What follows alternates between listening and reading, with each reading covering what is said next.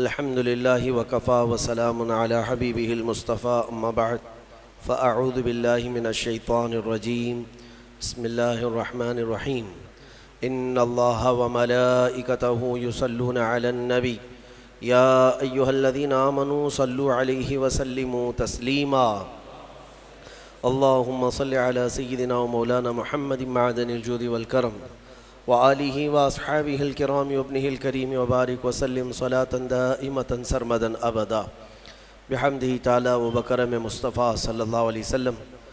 آج کی شب میں قرآن عظیم کے 25 پارے مکمل ہو چکے۔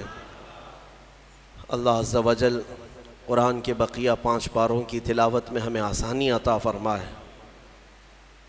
عزیزان گرامی، آج ہم نے کئی سورتوں کی تلاوت کی ہے، خصوصیت کے ساتھ سورہ شورا، سورہ دخان، سورہ زخرف، سورہ جاثیہ۔ شورا جو ہے آپ بہتر سمجھ سکتے ہیں شورا کسے کہتے ہیں۔ مشورہ کرنے والی جو جماعت ہوتی ہے اس کو شورا کہا جاتا ہے، اور یہ اللہ تبارک و تعالی امت مصطفیٰ صلی اللہ علیہ وسلم کی خصوصیت بیان فرما رہا ہے۔ وَأَمْرُهُمْ شُورَى بَيْنَهُمْ، یہ رسول پاک کے غلاموں کی خصوصیت یہ ہے کہ وہ جو کام کرتے ہیں وہ مشورے سے کرتے ہیں، ان کا معاملہ شورا ہے۔ اور یہی نظام میرے مصطفیٰ کریم صلی اللہ تعالیٰ علیہ وسلم نے جو متعارف کروایا۔ پہلے تو بادشاہوں کا یہ نظام نہیں تھا، بادشاہ مشورے لینے کے محتاج نہیں ہوا کرتے تھے، اس کو کسر شان سمجھتے تھے۔ لیکن رسول کریم صلی اللہ تعالیٰ علیہ وسلم جو سید المعصومین ہیں اور سید الانبیاء، بلکہ اللہ تبارک و تعالیٰ نے ان کو ما کان و ما یکون کا علم عطا کیا، باوجود اس کے صحابہ اکرام کے درمیان ہر معاملے کو رکھتے تھے اور پھر پوچھتے تھے کہ تمہاری اس معاملے میں رائے کیا ہے۔ کئی معاملات ایسے ہیں، حتیٰ کہ بدر کے قیدیوں کے سلسلے میں حضور پاک صلی اللہ علیہ وسلم نے صحابہ سے مشورہ لیا، جنگ بدر سے پہلے مشورہ لیا، جنگ احد میں جانے کے لیے مشورہ لیا، جنگ خندق سے پہلے مشورہ لیا کہ کیسے جنگ لڑی جائے۔ حضرت سلمان فارسی کے مشورے پر خندق کھودی گئی، حدیبیہ کے موقع پر مشورہ لیا گیا۔ حضور اکرم صلی اللہ تعالیٰ علیہ وسلم نے اس کو ایک مضبوط نظام متعارف فرمایا دنیا میں کہ شورا جو ہے یہ اسلام کا خاصہ ہے، اور اللہ تبارک و تعالیٰ اس میں برکت نازل فرماتا ہے۔ ہو سکتا ہے میں 10 لوگوں میں آپ کے ساتھ بیٹھا ہوں، آپ کی نظر میں ہو سکتا ہے میں جانکار ہوں اور سب لوگ یہ سمجھ کر کے خاموش بیٹھیں کہ ان کو تو سب معلوم ہوگا۔ ایسا نہیں ہے، بلکہ بسا اوقات ہمارے ذہن میں جو چیز نہیں ہوتی اللہ تعالیٰ کسی چھوٹے بچے کے ذہن میں وہ بات ڈالتا ہے، عام کسی بندے کے دل میں وہ بات پیدا کی جاتی ہے۔ اسی لیے مشورے میں برکت ہے۔ اس کے میں آداب بتاتا ہوں۔ مشورہ ایک پورا مکمل ایک ٹاپک ہے۔ رسول پاک صلی اللہ تعالیٰ علیہ وسلم نے بدر کے قیدیوں کی گرفتاری کے بعد صحابہ سے پوچھا ان کے بارے میں کیا کیا جائے۔ حضرت عمر فاروق رضی اللہ تعالیٰ عنہ نے عرض کیا کہ آقا ان کو کاٹ کر کے جلا دیا جائے، مارے ان کو، اس لیے کہ انہوں نے صحابہ کو بہت تکلیف دی ہے، صحابہ کو شہید کیا، پتھر مارے، مسلح کیا ہے، ٹکڑے کیا ہے، اب ان کو کیوں چھوڑا جائے۔ پھر کسی نے الگ مشورہ دیا، حضرت ابوبکر صدیق نے وہاں مشورہ یہ دیا کہ یا رسول اللہ صلی اللہ علیہ وسلم ایسا کیوں نہ کیا جائے کہ ان سے فدیہ لیا جائے اور انہیں چھوڑ دیا جائے، شاید اس محبت میں یہ اسلام قبول کر لیں، ایمان لے آئے۔ حضور پاک صلی اللہ تعالیٰ علیہ وسلم کو حضرت ابوبکر کا مشورہ پسند آیا، اس پر عمل کیا گیا۔ 70 قیدی جو تھے ان سے فدیہ لیا جاتا تھا اور چھوڑا جاتا تھا۔ جس کے پاس نہیں تھا فدیہ دینے کی رقم کچھ نہیں تھی، ان سے کہا جاتا تھا اگر کوئی فن جانتے ہو تو 10 صحابہ کو وہ فن سکھا دو اور آزاد ہو جاؤ۔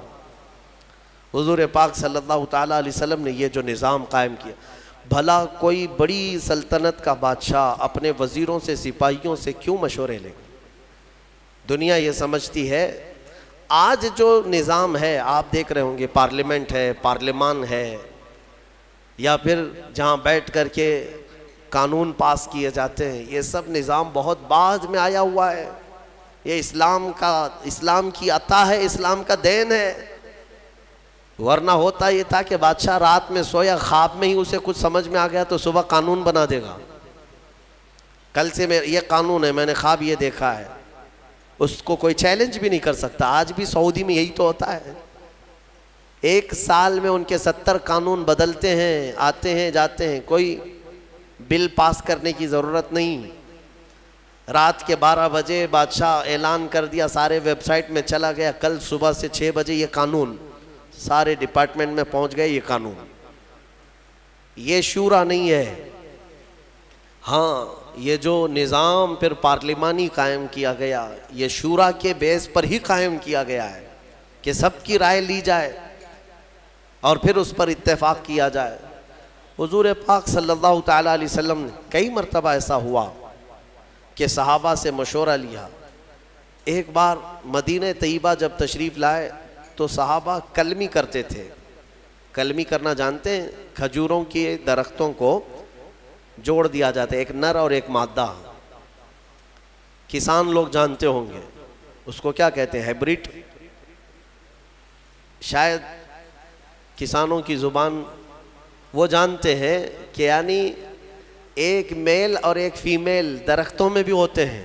ان دونوں کو جوڑ دیا جاتا ہے تو بہت جلدی بڑھتے ہیں اور پھل اچھے دیتے ہیں. یہ جو کلمی کرنا اس کو کہتے ہیں. کھجوروں کے درختوں کو صحابہ کلمی کرتے تھے. میرے آقا صلی اللہ علیہ وسلم جب آئے، صحابہ نے حضور نے پوچھا یہ کیا کر رہے ہو؟ کہا ہم ان کا جوڑا لگاتے ہیں، جوڑا لگاتے ہیں. اور یہ دونوں جوڑ بہت جلدی بڑھتے ہیں، میل اور فیمیل. حضور پاک صلی اللہ علیہ وسلم نے فرمایا اس کی کیا ضرورت ہے؟ چھوڑ دیا صحابہ نے چھوڑ دیا. اس کے بعد پھر صحابہ کہتے ہیں وہ درخت بڑھے ہی نہیں، اور جن کو نہیں لگایا گیا تھا وہ پھل صحیح سے دیے نہیں. تو صحابہ آئے، عرض کرنے لگے یا رسول اللہ صلی اللہ علیہ وسلم ہم نے چھوڑ دیا تھا. میرے آقا نے فرمایا وہ تو ایک مشورہ تھا، حکم نہیں تھا کہ اس پر کرنا ضروری ہے. باقی اگر تم اس معاملے کو بہتر جانتے ہو تو پھر کیا کرو. نبی اکرم صلی اللہ تعالیٰ علیہ وسلم نے مشورے کے سلسلے میں یہ جو آداب بتائے ہیں. مشورہ جو ہے وہ حکم نہیں ہوتا، یعنی کسی کے اوپر زبردستی نافذ کرنا، امپلیمنٹ کرنا نہیں، اس کو مشورہ نہیں کہتے. حضرت ابو بکر صدیق رضی اللہ تعالیٰ عنہ کا ایک قول ہے، توجہ چاہتا ہوں.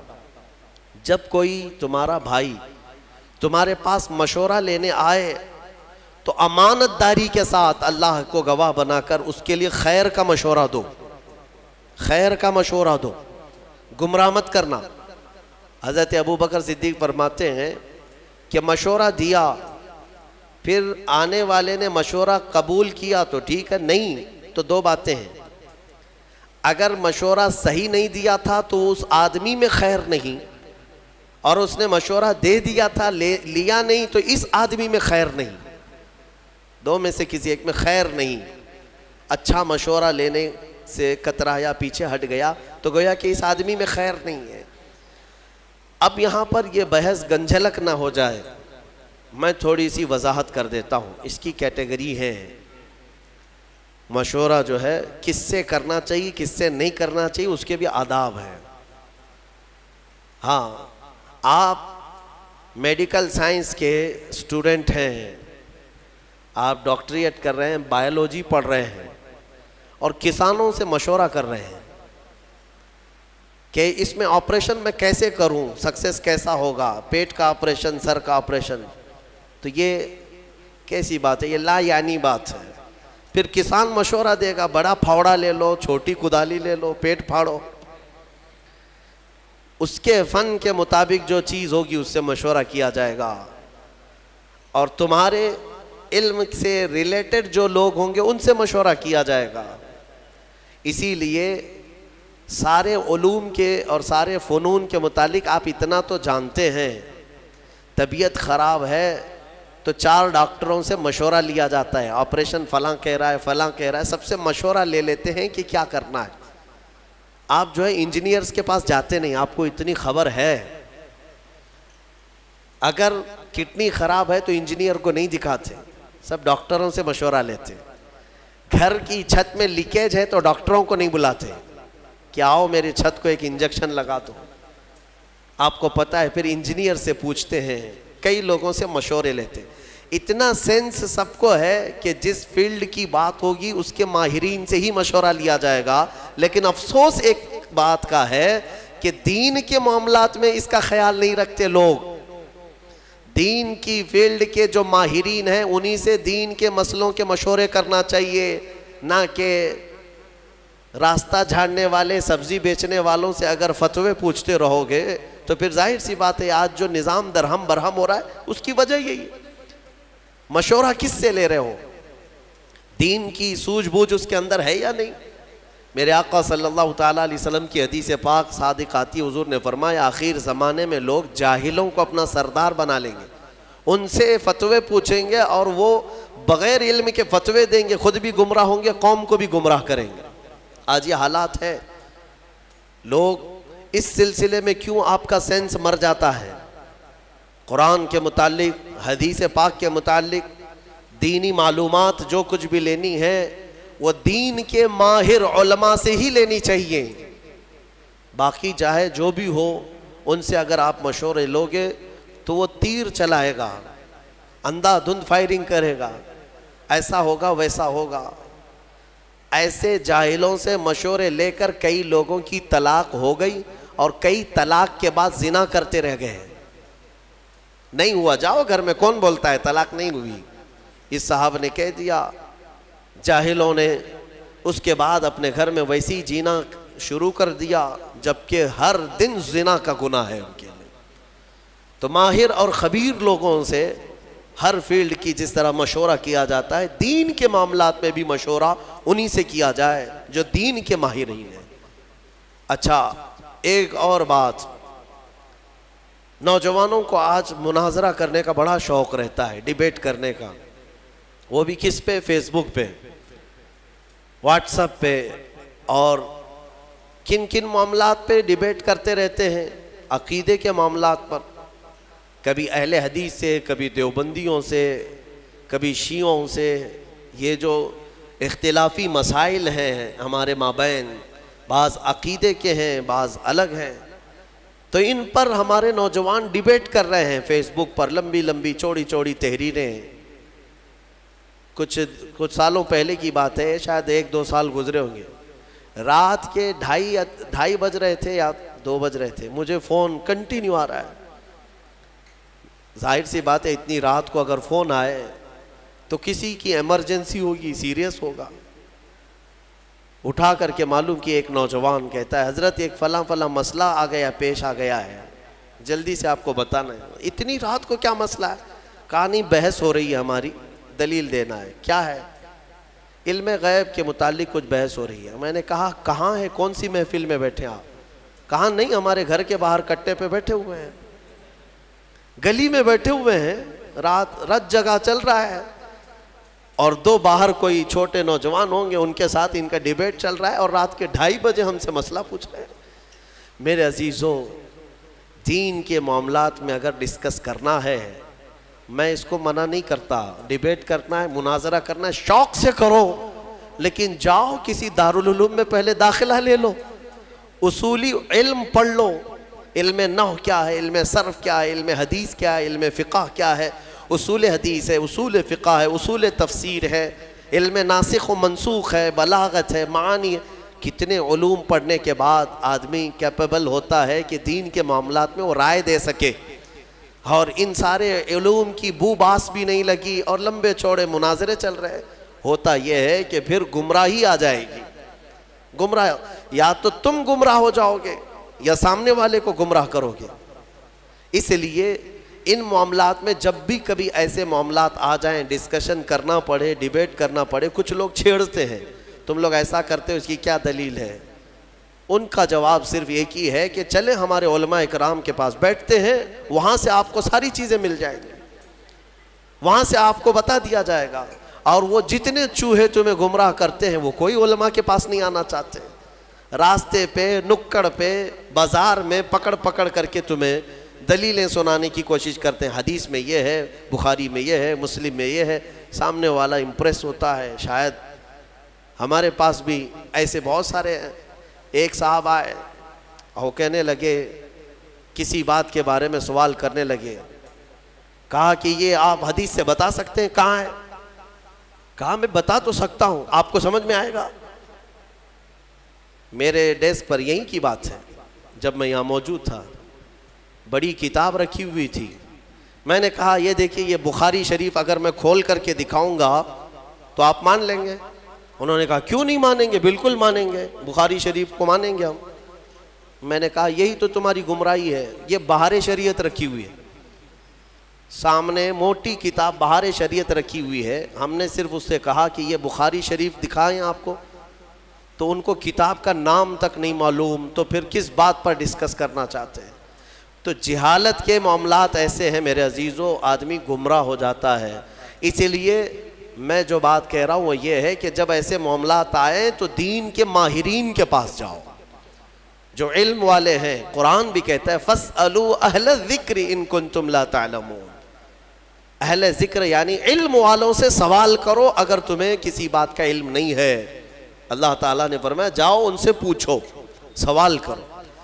تو یہ مشورہ، اور کچھ لوگوں کے متعلق فرمایا گیا مشورے نہ لیں، وہ لوگ جو فاسق و فاجر ہیں، اللہ کا خوف نہیں رکھتے دل میں، ان سے مشورہ لینے کی ضرورت بھی نہیں، ان سے مشورہ لینے کی ضرورت بھی نہیں ہے۔ جن کو آخرت کا خوف نہیں، اللہ کا خوف نہیں، وہ تمہارے حق میں بہتر مشورہ کیا دے سکتا ہے؟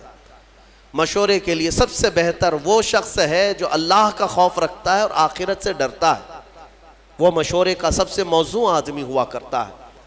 اور اس کے علاوہ بعض مقامات پر یہ بھی کہا گیا ہے کہ بہت چھوٹے نابالغ اور عقل نہ رکھنے والوں سے مشورے نہ لیے جائیں، اور بعضوں نے کہا کہ عورتوں سے بھی یہ نہیں ہے کہ لینا ہی نہیں چاہیے، بات کر سکتے ہیں، ڈسکس کر سکتے ہیں، مشورے لے سکتے ہیں، لیکن ضروری نہیں کہ ہر مشورے پر عمل کیا جائے، ضروری نہیں ہے ہر مشورے پر عمل کیا جائے۔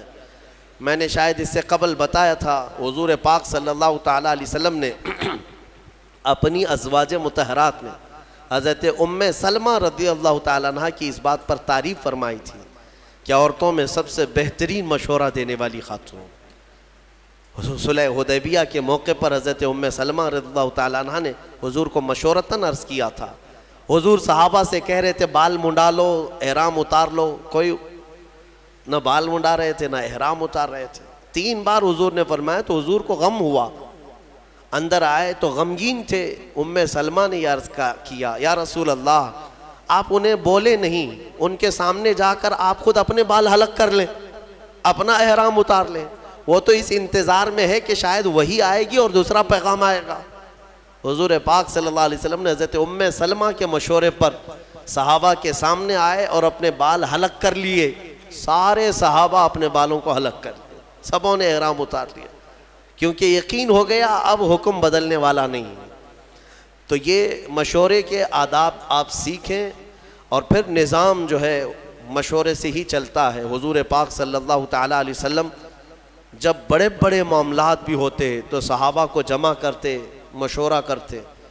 مشورے کی ایک دوسری خصوصیت یہ بھی ہے کہ کام ہونے سے قبل اگر کوئی اہم کام ہے تو فرمایا گیا کہ ایسوں سے مشورہ کرو جو تمہارے راز کا امانت دار ہو، رازوں کا امین ہو، اس سے مشورہ کرو۔ یعنی آج تم مشورہ کرنے کے لیے گئے، مشورہ تو دے دیا اور اس نے پھر جا کر کے طبلہ بجانا شروع کر دیا، میرے پاس آیا تھا فلاں ایسا کیا ہے ویسا کیا ہے۔ اس چیز کو بھی غلط ٹھہرایا گیا ہے۔ مشورہ راز کے امانت داروں سے بھی کیا جائے، کیونکہ بہت سارے معاملات ایسے ہوتے ہیں جن میں مشورہ کرنے کے بعد راز کو رکھنا بہت ضروری ہوتا ہے۔ حضور پاک صلی اللہ علیہ وسلم نے اس کی اہمیت کے لیے جانتے، میں نے کل یا پرسوں بنو نذیر کے بارے میں بتایا تھا، یہودیوں نے جو دھوکہ دیا تھا مدینے والے، پھر ان کے ساتھ کیا ہوا تھا پتہ ہے؟ حضور پاک صلی اللہ علیہ وسلم مدینے میں آئے، مسجد نبوی میں رات کو مشورہ لیا صحابہ سے کہ کیا کریں اب ان کے ساتھ۔ الگ الگ مشورے ہوئے کہ انہوں نے ہتھیار ہمارے خلاف اٹھائے ہیں تو ہم بھی ان کے خلاف ہتھیار اٹھائیں گے، کیونکہ دھوکے کی بہت بڑی سزا ہے. یعنی جیسے یوں سمجھ لیں کہ دیش ویرودھی ہے وہ، اینٹی نیشنل جس کو کہیں. مدینے کی خرابی کے بارے میں جو لوگ سوچے تھے ان کی سزا تھی. صحابہ کے مشوروں سے اتفاق یہ طے پایا کہ ان یہودیوں کے جو بوڑھے ہیں ان کو جلا وطن کر دیں گے، شہر بدر کر دیں گے، اور جو جوان ہیں انہیں مار دیا جائے گا. تو یہ طے پایا اور حضور نے فرمایا اس کو راز میں رکھا جائے. سارے جو صحابہ تھے سبوں نے آمنا صدقنا کہا اور چلے گئے. یہودیوں کو پتا تھا ہمارے بارے میں کچھ آج میٹنگ ہو رہی ہے مسجد نبوی میں. دوسرے دن وہ جاسوسی کرنے لگے کہیں سے کچھ بات پتا چل جائے کہ کیا میٹنگ ہوئی ہے، کیا ہمارے ساتھ ہونے والا. ایک صحابی تھے حضرت ابو لبابہ، ان کی پرانی دوستی تھی کیونکہ شہر میں رہتے تھے، یہودی بھی دوست تھے. گزر رہے تھے تو دوستوں نے پکڑ لیا، کہا کہ ابو لبابہ کل تم بھی تھے وہاں پر، ہمارے بارے میں کیا مشورہ ہوا ہے؟ کہا نہیں میں نہیں بول سکتا. صحابی تھے اور امانت دار بھی تھے، وفادار بھی تھے. انہوں نے کہا نہیں میں نہیں بول سکتا. تو انہوں نے بہت اپنی پرانی یاد دلائی اور منتیں سماجتیں کرنے لگے. بچپن کا تو ساتھی ہے، ہمارا یار ہے، بتا تو صحیح. تو وہ جذباتی ہو گئے. پرانی یادیں، دوستی، یاری سب یاد دلانے کے بعد تھوڑے سے جذباتی ہو گئے اور انہوں نے صرف کہا نہیں بلکہ یوں اشارہ کیا گردن کی طرف، یوں کر دیا اور چلے گئے. میں نہیں بولوں گا، کچھ نہیں بولوں گا. وہ سمجھ گئے کہ قتل کا منصوبہ مشورہ ہوا ہے. شام ہونے سے پہلے سارے یہودی مدینے سے بھاگ گئے، سب چھوڑ کر نکل پڑے.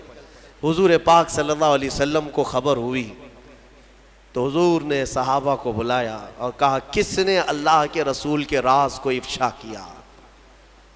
کون ہے جس نے ہمارے کل کی رات ہونے والے مشورے کے راز کو افشا کیا؟ صحابہ سب سہمے ہوئے تھے. حضرت ابو لبابہ کہتے ہیں اس کے سامنے کیا چھپائیں جو دلوں کے حالات کو بھی جانتا ہے. کھڑے ہوئے اور کہا یا رسول اللہ یہ خطا مجھ سے سرزد ہوئی، لیکن میں نے کہا نہیں، ہاتھ کے اشارے سے صرف ہلا کر کے اتنا بتایا. تو حضور پاک صلی اللہ تعالیٰ علیہ وسلم اتنے ناراض ہوئے، اتنے غضبناک کہ صحابہ کے درمیان میرے آقا نے اعلان کر دیا آج کے بعد سے نہ ابو لبابہ کو کوئی سلام کرے گا نہ مصافحہ کرے گا، کوئی بات چیت بھی نہیں کرے گا.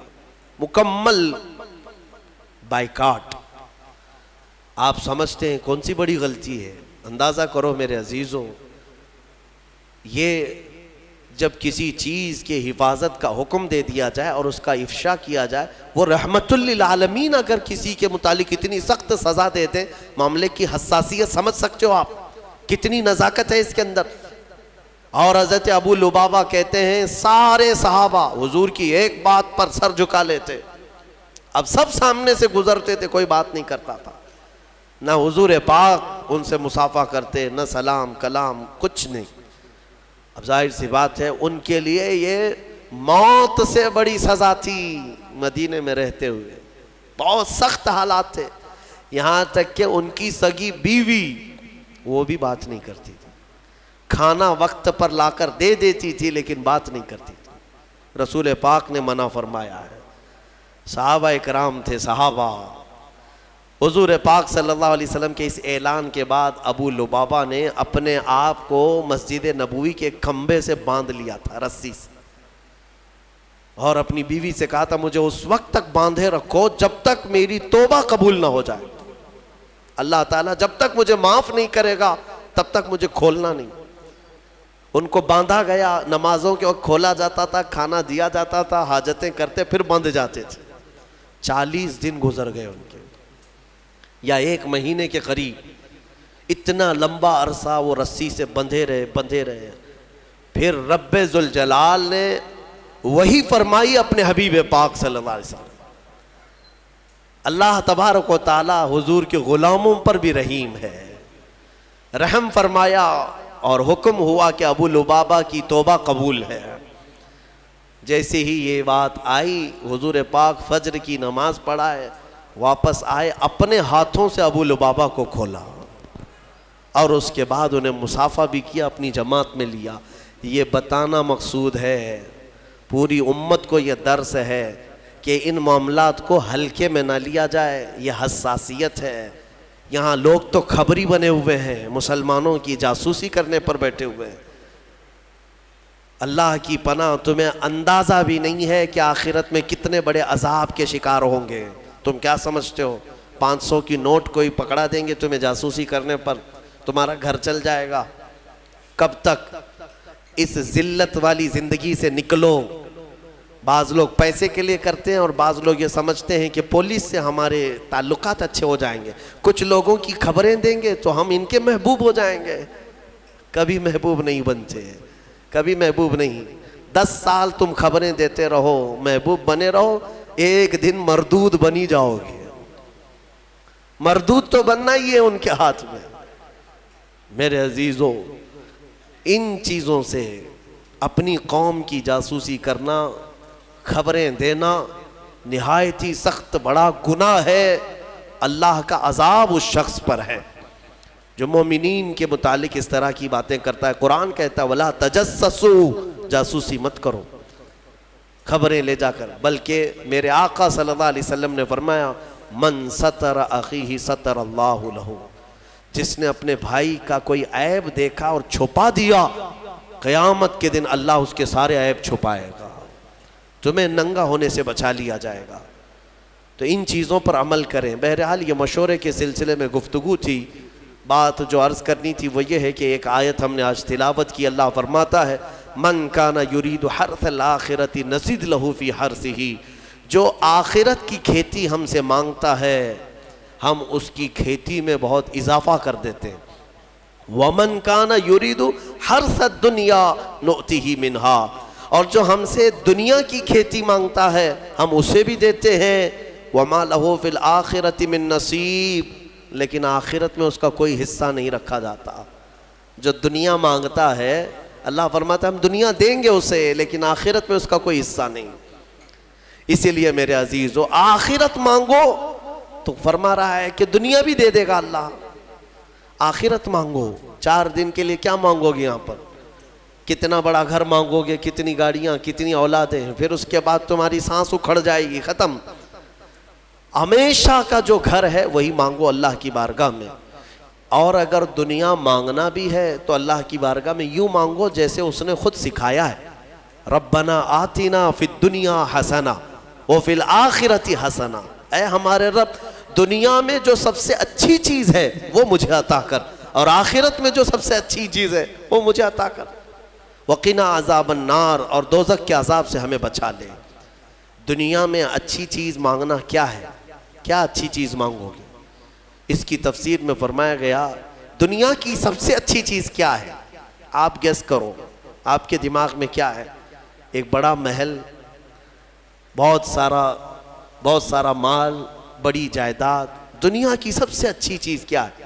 حدیث پاک میں ہے المرأة الصالحہ خیر متاع الدنیا، پورے دنیا کے سامان میں اگر سب سے اچھی چیز کوئی ہے تو نیک بیوی کا مل جانا۔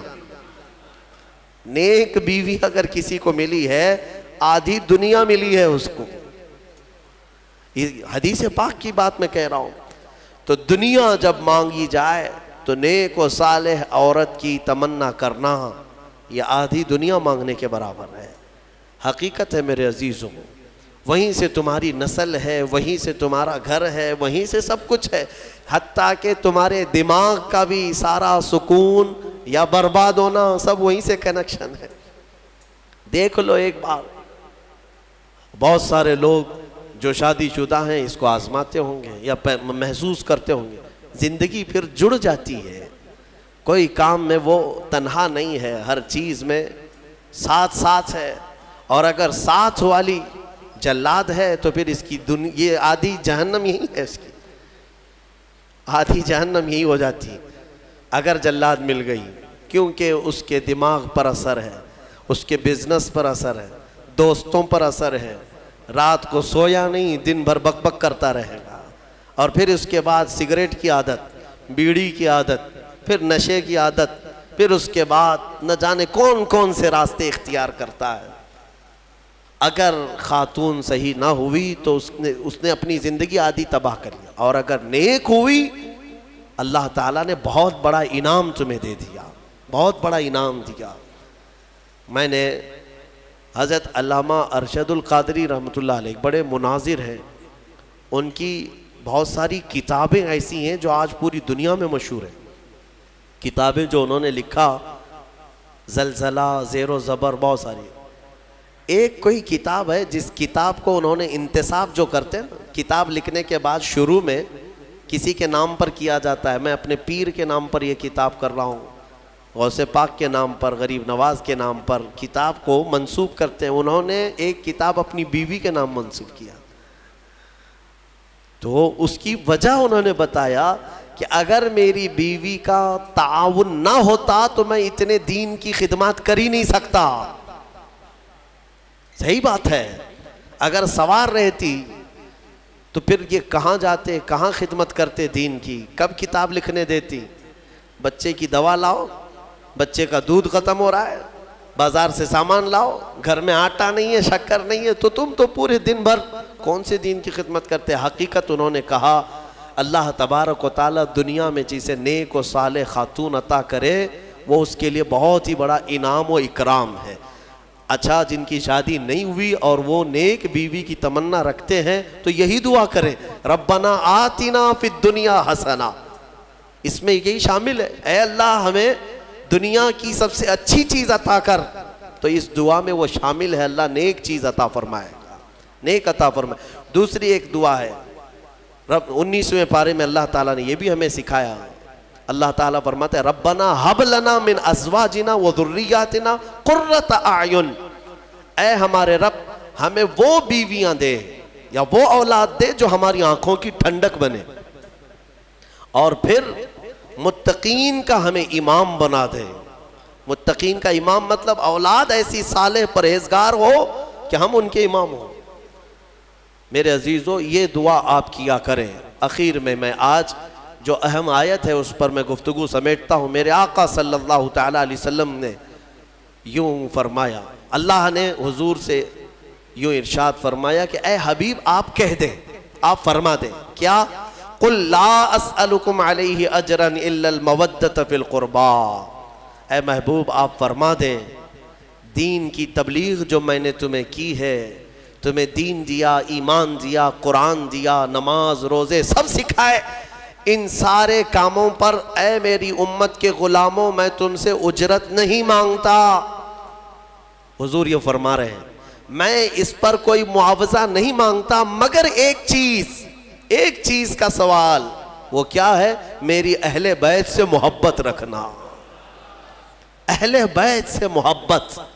یہ حضور پاک نے فرمایا، کوئی چیز اجرت میں نہیں چاہیے، لیکن حضور پاک صلی اللہ علیہ وسلم اگر یہ فرما رہے ہیں کہ اہل بیت سے محبت، تو اندازہ کرو کہ کتنی اہم چیز ہے۔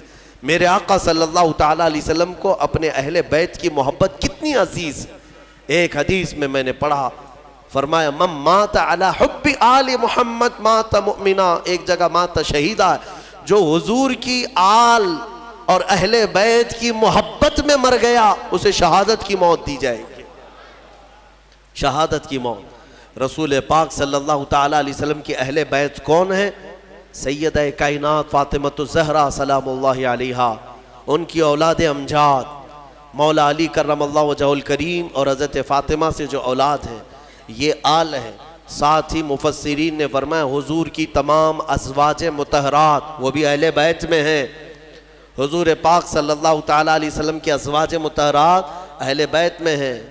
حضور پاک صلی اللہ تعالیٰ علیہ وسلم کے دونوں چچا حضرت امیر حمزہ، حضرت عباس اہل بیت میں سے، حضور کے گھر والوں میں سے۔ ان سب سے محبت رکھنا ہمارا ایمانی فریضہ ہے۔ اور فرمایا کہ جس کے اندر بغض ہے اہل بیت کا تو پھر وہ ایمان کے ساتھ دنیا سے نہیں جائے گا، بغض مت پالو۔ حضور فرماتے ہیں فاطمہ میرے جسم کا ایک ٹکڑا ہے، جس نے اس سے محبت کی اس نے مجھ سے محبت کی، اور جس نے فاطمہ سے عداوت کی اس نے مجھ سے دشمنی کی، اس نے مجھ سے دشمنی کی، اور رسول سے دشمنی پھر کون سا ایمان ہے؟ تو حضور پاک صلی اللہ تعالیٰ علیہ وسلم کی آل کی محبت ہمارے لیے بہت ضروری ہے، لیکن وہ محبت نہیں جو آج کچھ چوہے سکھا رہے ہیں۔ میں آپ کو صاف صاف بتاتا ہوں، اہل بیت کی محبت یقیناً ہمارے لیے فریضہ ہے، لیکن غلو نہیں کرنا، اس میں ایسا مبالغہ نہیں کرنا کہ اہل بیت کو نبیوں کے اوپر پہنچا دیا یا پھر ان کو خدا کے درجے تک پہنچا دیا، وہ محبت کی بات میں نہیں کرتا۔ یقیناً ہماری اولاد، ہمارے جان، ہمارے مال، سب سے زیادہ ہم ہمارے رسول سے محبت کرتے ہیں، اور ان کے بعد ان کے اہل بیت اور صحابہ سے محبت، یہ ہمارے لیے ضروری ہے۔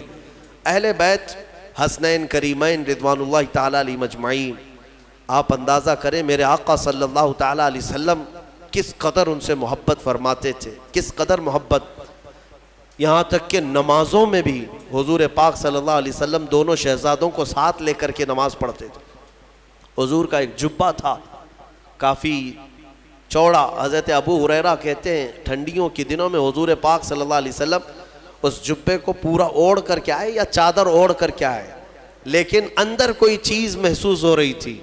حضرت ابو ہریرہ کہتے ہیں میں نے بہت دیر تک کوشش کیا کہ حضور کس چیز کو چھپائے ہوئے ہیں، بعد میں چادر ہٹی تو پتہ چلا حسن و حسین رضی اللہ تعالیٰ عنہ حضور پاک اپنے سینے سے چمٹا کر کے رکھتے تھے۔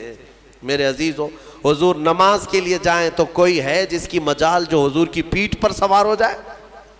وہ حسین اعظم ہے۔